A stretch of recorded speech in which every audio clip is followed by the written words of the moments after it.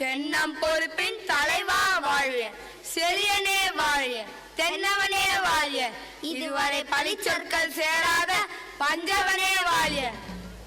உங்களிடம் கூறுவதற்கு ஒரு செய்தி உள்ளது வேந்தே. என்ன செய்தி? வேந்தே, தங்களை காண ரவுத்திரத்துடன் பெண் ஒருத்தி நம் அரண்மனை வாசல் நிற்கின்றாள். அவள் பார்ப்பதற்கு காளி போன்று நிற்கின்றாள், ஆனால் காளி அல்ல. துர்கை போன்று நிற்கின்றாள், ஆனால் துர்கையும் அல்ல. பிடாரி போல் கோபம் பொங்கி நிற்கின்றாள், ஆனால் பிடாரியும் அல்ல. யார் அந்த பெண்? உடனே அழைத்து வருக.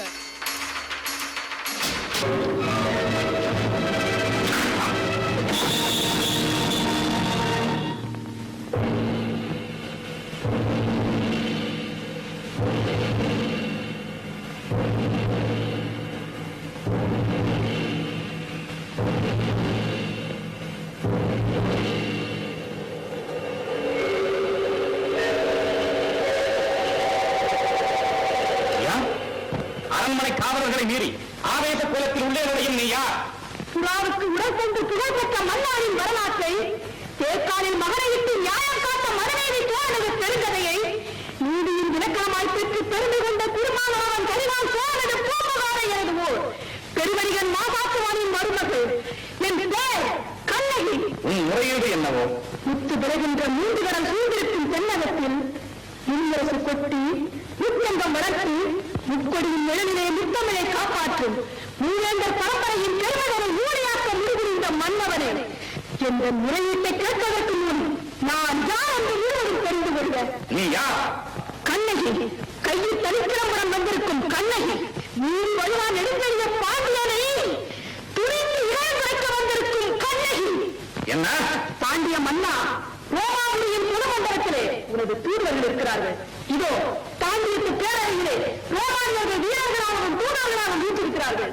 கடலிருந்து கொடி கட்டி ஆளுகின்றால் அந்த கொடிக்கம்பம் முறிந்து விட அயல் நாட்டால் குறைக்க உனது கொடுங்கோல் அளித்த அவசர தீர்ப்புக்கு ஆளாகி கொலையுண்ட கோவலன் மனைவி கண்ணகி நான் என்பதையும் அறிந்திடுகிறார்கள். ஓ, கோவலன் மனைவி, குதுகுலன் மனைவி, சிலம்புடைய கல்வனின் மனைவி. யாகாவார் ஆயினும் நானாக்க மன்னா, நானாக்க. யார் கல்வன்? என் கணவனா கல்வன்? இல்லை, இல்லை, அவர் கல்வன் என்று குற்றம் சாட்டிய கைவர்கள் இருக்கின்றார்கள். ஆத்திரத்தின் அறிவு கண்ணி மூடாத கண்ணகி. கையும் களவுமாக பிடிபட்டான் உன் கணவன். கல்வனை தமிழகத்து நீதி கொல்லாமல் விடாது என்பது உனக்கு தெரியும் அல்லவா? நீதியின் இலக்கண முறைக்கு நெடுங்கேறிய பாயனே, உனது நாட்டில் எனக்கு பெயர் நீதி. நல்லான் வகுத்தரா நீதி அல்ல, அல்ல, வல்லான் வகுத்த வேண்டும் நீதி. அதுதான் நான் வணங்குகின்ற தெய்வம் என் வாழ்வு கருவூலத்தை சாவு படுகொலையில் தள்ளி வைக்கிறேன்.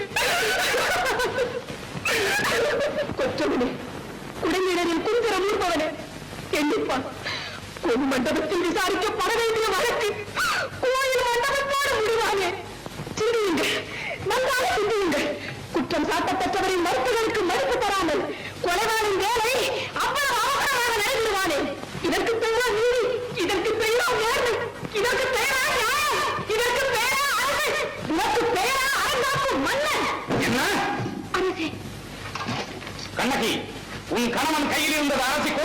தேவியின் சிலம்பு. கோப்பெரும் தேவியின் சிலம்பு இல்லை, கோவலன் தேவியாம் என்னுடைய சிலம்பு. நம்ப முடியாது என்னால். நீயா நம்புவதற்கு உண்மையாக நம்ப சொல்கிறார்கள். உன்னுடைய வழக்குரைக்க வந்தவள் நான், குற்றவாளி நீ. நான் குற்றவாளி? ஆம், நீ குற்றவாளி. அதனால் தீர்ப்பளிக்கும் உரிமை உன் கையில் இல்லை. இதோ இருக்கிறார்கள் பெருங்கண்ணி பெரியவர்கள், இவர்களே இப்போது நீதிபதிகள். இவர்களோடு கேட்டால் நல்ல தீர்ப்பு.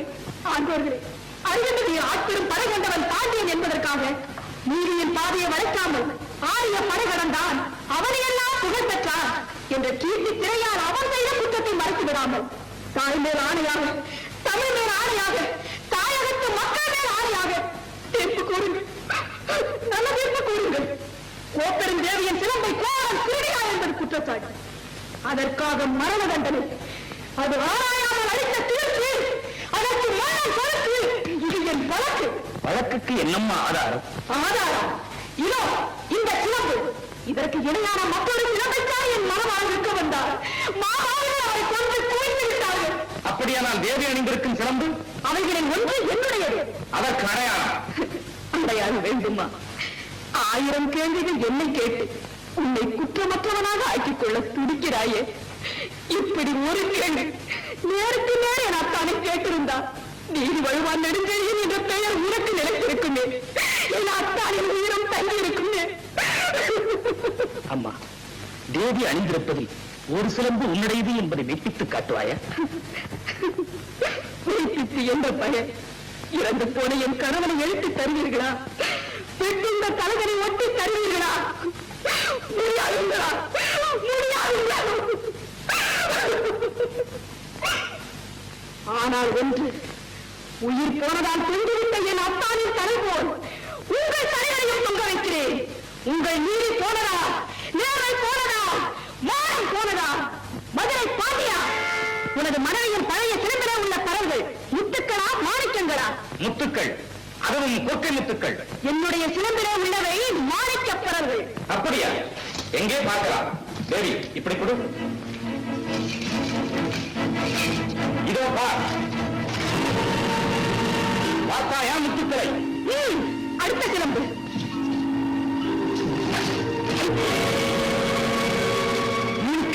மாணிக்கங்கள் அல்ல, ரத்த துளிகள். தர்மத்தின் கண்கள் வடிக்கின்ற ரத்த துளிகள். பாண்டியா, உனக்கு இன்னும் சந்தேகம் இருந்தா இதோ என்னுடைய மொத்த சிலம்பு.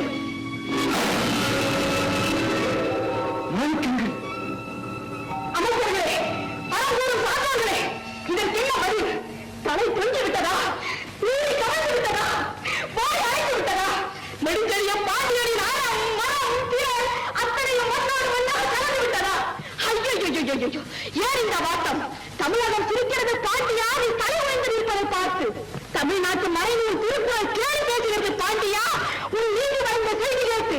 ஆனை சேனை 1000 எதிர்த்து வந்தாலும் அண்ணாத தலைமுடியாமல் படை நடத்தும் உனது வீரம் எங்கே? கம்பீரம் எங்கே? வெற்றி திருப்பாறை எங்கே? எங்கே? எங்கே? எங்கே? மன்னா, மாசு தடவும் மாநிலம் நிகழவும் நீதி வழங்கிய உனக்கு செங்கோல் எதற்காக? பாவாடகம் புரிந்த உனக்கு மணிமொழி எதற்காக? வேந்தர் குலத்துக்கு இறுதி கற்பிக்க வந்த உனக்கு வெண்கொண்ட குறை எதற்காக? தேவையில்லை.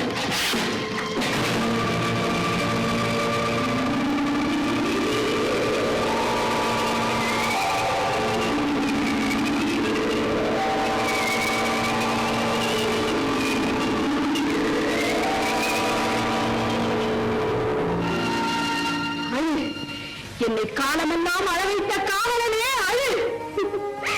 என் காதலனை, என் கண்ணாளனை, கண்ணேந்த மணவாளனை துடிக்க துடிக்க கொண்டு விட்ட பாவி அழு, அழு, நன்றாக அழு.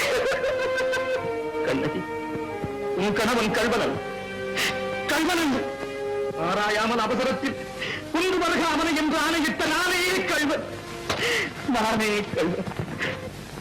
தமிழே, தாயகமே, என் தாயே, என்னை மன்னித்து விடம்மா, என்னை மன்னித்து விடு.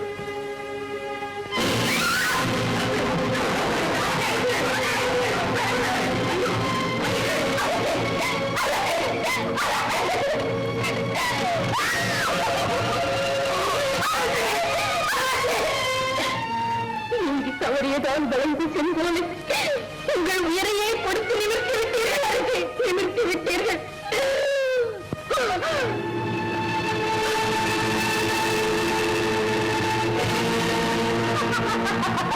ஐயட்டும், ஒழியட்டும், எல்லாம் அழியட்டும்.